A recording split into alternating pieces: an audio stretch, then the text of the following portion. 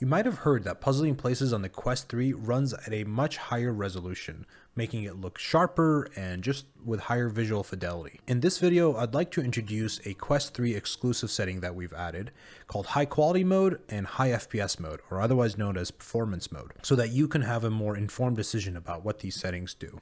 In a nutshell, High Quality Mode will prioritize visual fidelity over frame rate, and High FPS mode will switch the game into 90Hz mode over 72Hz of high quality mode so that you have higher frame rate while still trying to maintain the same visual fidelity in most use cases. In most cases, from 25 pieces all the way up to 400 pieces, the game will try to maintain the same visual fidelity settings in either setting, the only difference really being the frame rate that it's running.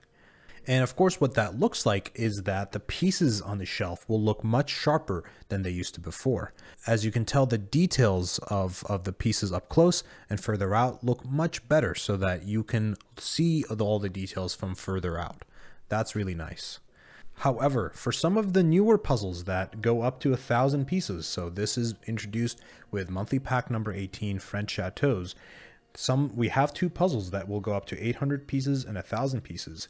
And in high FPS mode, here we're prioritizing running the game at 90Hz over trying to render the game at 1.5 times the default resolution.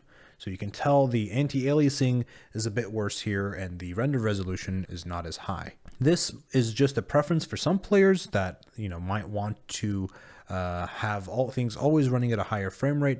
But if you'd like for things to look sharp all the time, just keep it on the default high quality setting.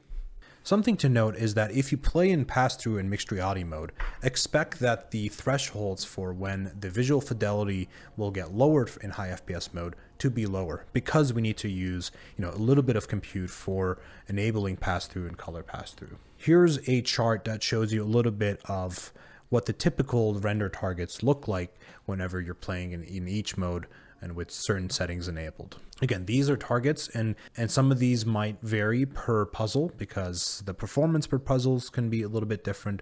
But if you'd like the sharpest settings all the time, keep it on high quality mode and you'll be really happy. All right, happy puzzling.